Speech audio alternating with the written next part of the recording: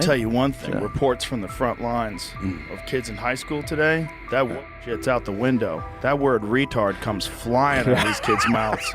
They're bringing that back strong. Yeah. They are bringing that back strong. Yeah. I'll tell you, that woke thing, it got into college, and then the high school kids, the ones coming up now, they are rejecting it.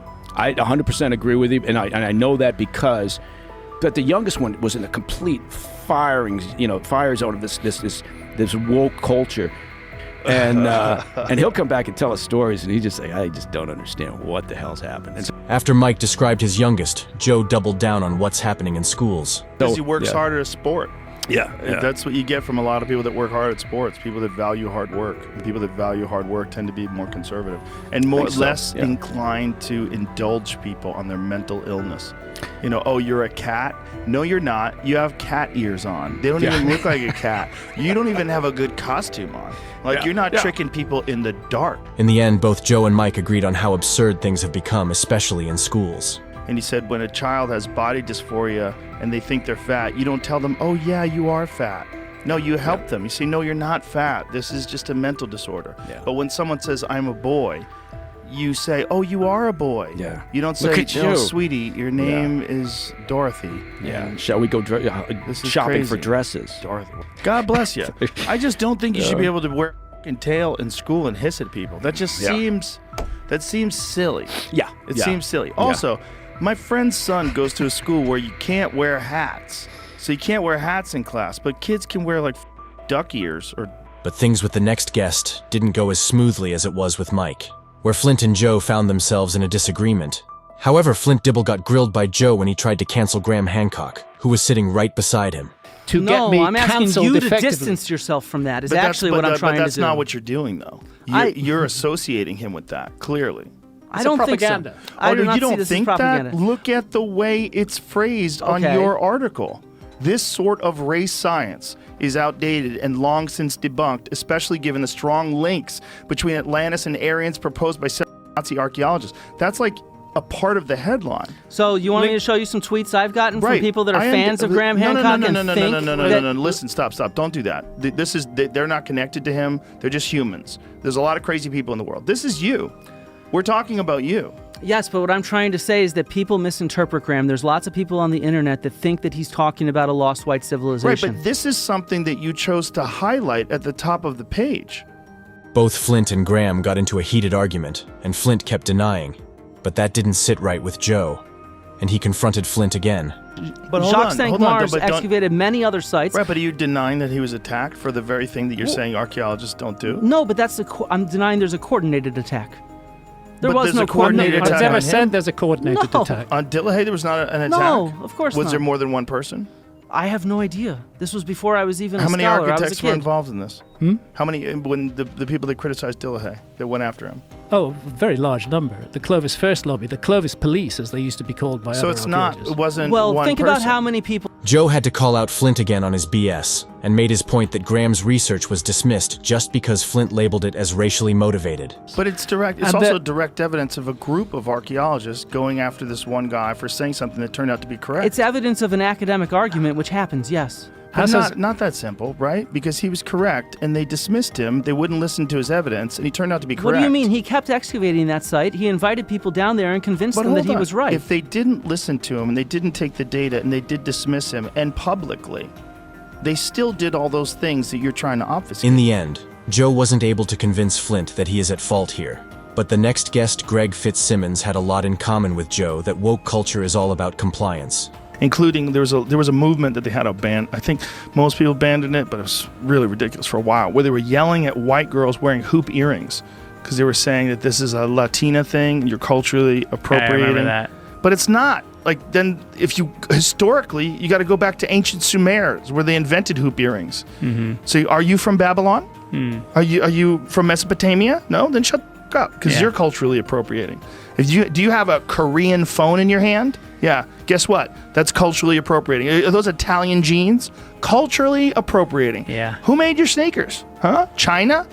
What the are we talking about? Culturally appropriating is one of the dumbest things, because that's what cities are. They're melting pots of awesome cultures, and they all get together. Mm-hmm. Just if you're dude and you want to dress up like Bruce Lee.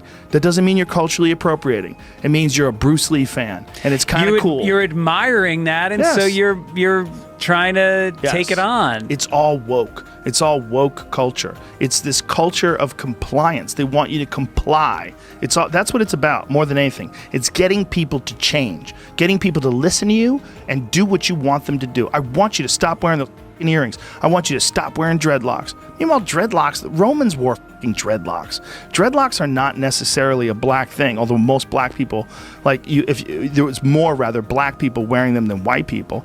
But there's white people have had dreadlocks forever. It's we've all seen dirty hippies with dreadlocks. Yeah. Go to a Grateful Dead concert. There's a lot of dirty white people with dreadlocks. They're not trying to culturally appropriate. They're trying to be dirty hippies with dreadlocks. Yeah. They exist. They're real. And from this point forward, the conversation takes a major turn on woke people's psychology. Why they behave the way they do. The classic case of the bullied turning into a bully. The whole thing about woke culture is people that felt like they've been pushed around, they felt like they've been bullied, they felt like they've been maligned, they haven't been treated fairly, and now they want to turn it on you. And they don't give a fuck if you're a white man. I don't give a fuck what your opinion is. Shut your mouth.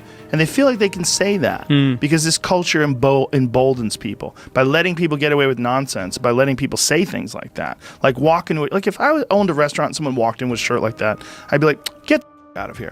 Just like if you walked into a shirt with a shirt that said black people should shut the fuck up. Yeah. Get out. Right. Get out. Get out. If you really think that, you have no room for black people talking, I don't want you around. Your mind is rotten. You're thinking a terrible way. Go cleanse yourself. Well, like Greg Fitzsimmons agreed with Joe that woke culture is about compliance, the next guest, Dan Crenshaw, shared similar views. That left is not that liberal, and that the left being so extreme pushed people away from their cause. Things too. This Megan Murphy, she says a man is not a woman. She's correct biologically. She's biologically correct. I mean, if we want to decide socially and culturally that we're going to accept this person as a woman, this is a completely different discussion. But she's right. She's biologically correct. The scientists would say, well, here we go. We've got some chromosomes here, and we've got X and Y, and this is a penis, this is a vagina, this is a man, this is a woman. And, maybe this person identifies with being a woman, but she's saying you're not a woman, and you're banning her for life. This is crazy. From here on out, both of them doubled down on why groups that were considered left and liberal some time ago now don't consider themselves left. It is. But it's woke culture in its most boiled down form. It has nothing to do with white nationalism. It has nothing to do with race. It has to do with a person that feels like their own particular protected group, being a feminist, being a woman, and trying to carve out rules where women are protected. And she's saying, well, I don't like the fact that these trans women are entering into this space and dominating it in certain aspects. Right. And it's an example of this intersectional coalition that they've created, coming to terms with itself. And a lot of the feminist groups aligned with us against the Equality Act, because the Equality Act would have put into real practice this, into concrete terms, biological men getting into women's sports. Yes. And so among other things, by the way, so a lot of feminist groups were finally coming out and saying, no, this is not correct. Like we're a feminist group, so let's protect women, which I fully agree with. Yes. And the idea that you're going to somehow or another convince people that everyone is a Nazi just because you say so, that's not going to work. Yeah. What's going to work is people are going to they're going to go to the other side.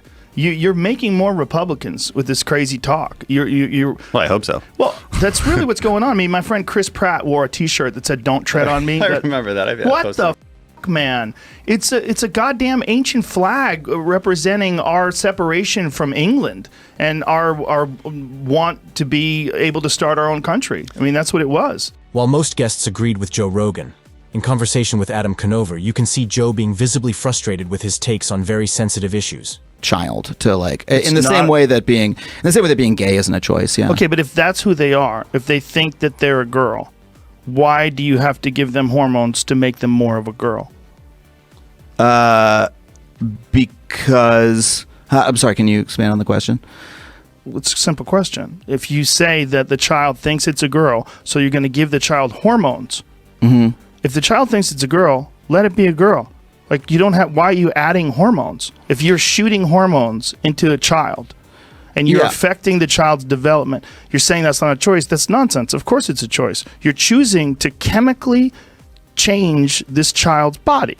You're choosing to inject things into this child's body on a regular basis that are going to radically affect the physical development of their body. Yeah. And you're saying that this isn't a choice. Well, it's definitely a choice to do that. So what trans people express, and again, I'm not an expert. This is from me talking to my trans friends and seeing what other trans folks say, is that the experience of being trans and not receiving hormones, right, and not having the body that you identify with, the feeling of dysphoria, right, is extremely painful, and is a condition unto itself, right, and the feeling of not belonging with the body that you have, of that mismatch, right, that seems to be.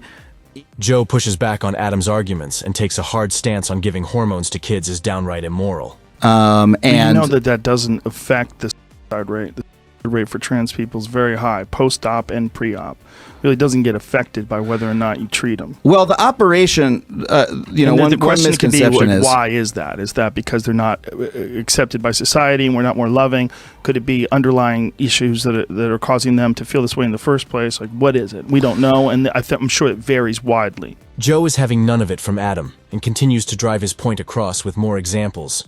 First of all, I don't think it's correct that trans people, if they don't receive hormones from a young age, they simply become gay men. Because I know it happens very often. I know trans people. See if you can find that, because there was a big article that was written about that recently, where they were talking about whether or not gender confirmation surgery and hormone blockers on young children is ethical because of this fact. And this was what they were talking about, where people at one point in time wanted to be trans, and they listed several famous examples. And then as they became older, just decided to be gay, including women who wanted to be men who just became gay women. And I think, what's that girl's name that was in John Wick? Ruby Rose? She was one of those. She wanted to be trans when she was younger, and now she's just a gay woman.